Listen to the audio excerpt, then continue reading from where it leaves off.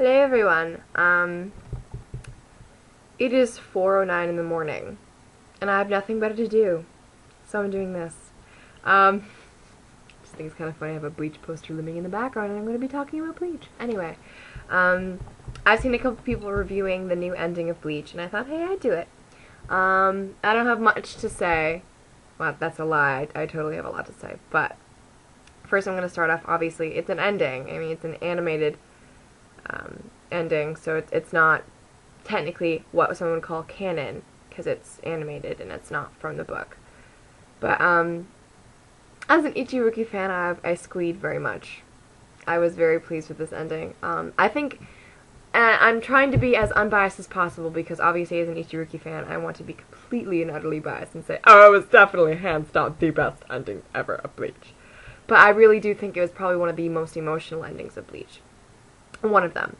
Because a majority of the openings, well, the endings, some of the openings actually, but a majority of the endings are very crackish. Like, they're just kind of like pictures, slow-moving pictures moving by, kind of like, oh.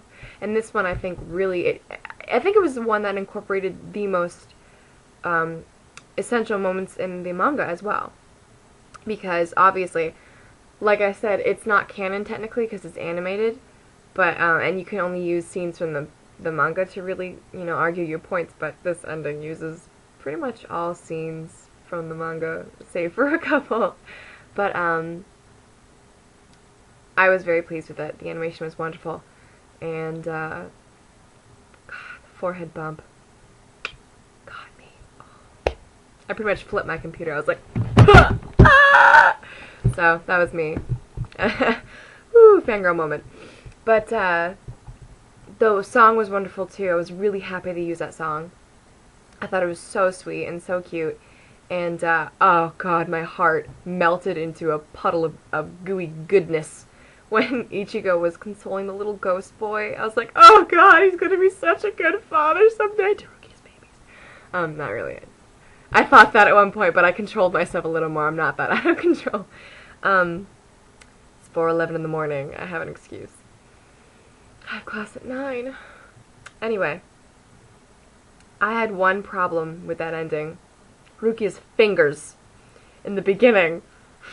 When she's walking beside Ichigo and you just see, because it's in Rukia's point of view, obviously, you see them walking side by side. And you see her shadow and you see her hand. No one walks like this. She's not Barbie. She's not walking like, Oh god, I was like, separate your fingers! Be normal! I have such a weird, bizarre thing that got me. I was just like, oh my god. Okay, so, that was that. I don't think the Bleach anime is ending. For a while, people speculated that it's ending, oh my god, it's ending, but I don't think it's ending. I think there was a like, solidification that, no, we're not ending, so. Which is convenient, but at the same time, it'd be really also convenient that they don't sidetrack with spoilers. Sorry. Fillers, not spoilers. Because, honestly, I think fillers, where some people enjoy it, yes, I think fillers, for the most part, completely butcher Bleach. Like, I'm sorry to anyone watching this, I probably won't get much watchers, but I'm sorry to anyone watching this who saw the Bounto arc and liked it. Oh my god! What is wrong with you? Horrible, horrible. There's some, like, soul vampires? What? What is this? Twilight on crack? Anyway. So, and then the man with the conch in the Kasumiyoji arc, he had a conch. It was a shell that breathed fire. A shell breathing fire. What is that? That contradicts. It doesn't work. It's a shell, a sea thing associated with water, with the ocean, that breathes fire. I rest my case. Anyway, so I'm very excited to see their departure scene animated. Spoiler alert! For those who aren't caught up with the manga or anything. I'm very excited to see what the departure scene is going to be like. And I'm hoping that they will do justice to the animation, because I know that I've been looking forward to some scenes or whatever way back in the past, like when I was a little 13, 14, whatever, 15-year-old going, oh my god, I'm so excited to see this. Oh my god, it looks like shit! So, because I sound like that when I'm 14. Anyway, so it's been quite some time since then, so I think I'd, mature a little in that. No, not really, I guess not. So I'm extremely excited to see the... Oh, God! I have YouTube pulled up, and you know how it has little links on the side? I saw a colored version of Bleach Chapter 423, which is Bleach My Soul, by the way, not Farewell Swords, it's Bleach My Soul, which I think is pretty significant. Anyway, and it was a colored version, and I thought it was an animated, an episode, and I was like, what?! But it wasn't it. Anywho, so I'm excited to see it animated. Their expressions is what I'm really looking for, because I think it goes all the way back to Ichigo's shirt, speaking is not communication. That's been the key dividing factor between Ichigo's and Rukia's relationship and everyone else's relationship in that series, is that they have a level of communication that no one else has, which I think is what's so special, or what makes them so special to one another as well. And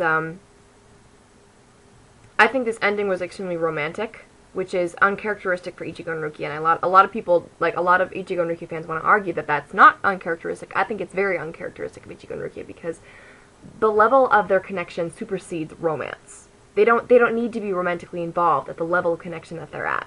And for those who don't understand what I'm trying to say, if you think of it in this sense, let's say Ichigo doesn't end up romantically with Rukia, which is completely and entirely possible. Let's say he's with another woman, and his little wife is cooking dinner, and he's watching football. I don't know why he watch football. Say he is, or whatever. So he's doing whatever he's doing, and he gets wind that Rukia is in trouble and needs help. He wouldn't give a second thought. He'd get right up and he'd go and help her. Yeah, I'm sorry, I have to go help Rukia. I know, as his wife, in my opinion anyway, I'd be like, I'm making dinner here, and you're off running to some chick? I'm not okay with that. Obviously, the level of importance that Rukia holds inside his heart is so deep. She is the other half of his soul, and it doesn't have to be even romantically in that way. I think anybody who, hypothetically, if they were romantically involved with Ichigo, they'd feel insecure about Rukia's level of importance and level of, just the amount to which she holds to him. And same with Rukia. I mean, I really feel bad for Renji. I love Renji to pieces. I really, really, so awkward, and I just adore him. But a lot of people argue that, I completely and utterly agree, full-heartedly, that Renji is in love with Rukia. It's very easy to see with how dire and desperate he is. I don't know if dire actually was the correct word to use, but regardless, how desperate he is to save Rukia in the Soul Society, and yet he realizes that not only is it not within his power, but it's not within his place to save Rukia, because he gave up that opportunity way long before anything happened. Because this is the key factor. A lot of people say, oh, well, Rukia was crying. Obviously, she holds Renji so important to her heart. But what they don't understand, this is what I pick up anyway. Obviously, everyone has their own opinion, but Ichigo and Rukia have a level of communication that supersedes any need for verbalizing that.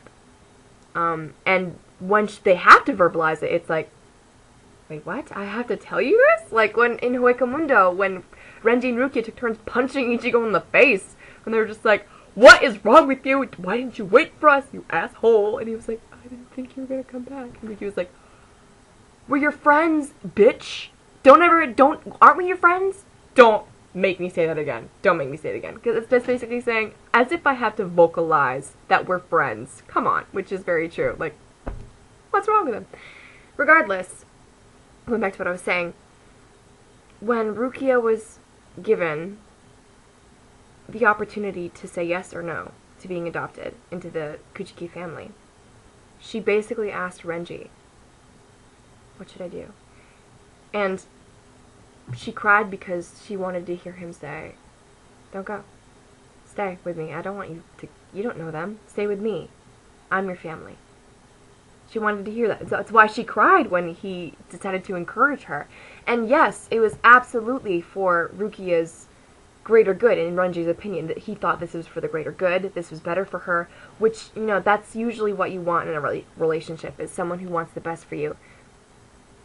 But what is the key deciding factor, what differentiates what was good for her and what should have happened, is that Rukia didn't want it. Rukia wanted to hear otherwise. Rukia didn't want that at all. She wanted to be with Renji. She wanted to stay with Renji. But he didn't know that. He didn't have that level of connection with Rukia to understand that as much as it may have been good for her, it's not what she wanted.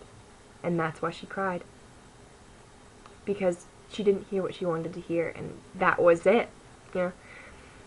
And not only that, but he'd abandoned her several times after that, obviously. I mean, that's kind of the biggest moment of abandonment, unfortunately, because he meant good for her. But when he showed up and he was with a whole bunch of his friends, Kira being one of them, and I think Hinamori was with them, I don't know actually, but when he's like, I'm already in this class, we're already blah blah blah, and Rukia's like, well, I'll get there too, you'll see, and he walks off. That was a very key deciding moment where it shows how Renji was just moving on. And I think that's where I really think Renji and Rukia are just wrong, because Renji didn't understand that. He didn't understand what Rukia wanted. He didn't make that connection with her. And Ichigo, right off the bat, within 2 seconds, was able to understand what it is that she wanted. And I think that's why Ichigo and Rukia are so they're so important to the story, but they're so unique compared to other characters. I really don't know if I should get into Ichigo and Orihime either. This was mostly supposed to be about the ending. Yeah, I'm gonna end it here because I'll make another video because it's 4:21. I'm on a roll. I'm going. I'm just gonna take an all-nighter. Yeah, I'm gonna do that. I'm gonna pop in some Bleach and get myself all hyped up. So, I really loved the ending. It was a wonderful ending. I would definitely suggest watching it for those who haven't seen it yet. Wonderful animation. Rukia's fingers. One thing. Ooh. And I'm excited to see the departure scene animated. It's beautifully done. Beautifully done. Ichigo's expression was wonderful. I really enjoyed it. I'm actually going to watch it again right now. Dork.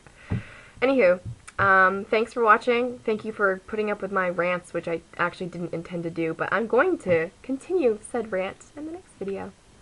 You all have a wonderful evening.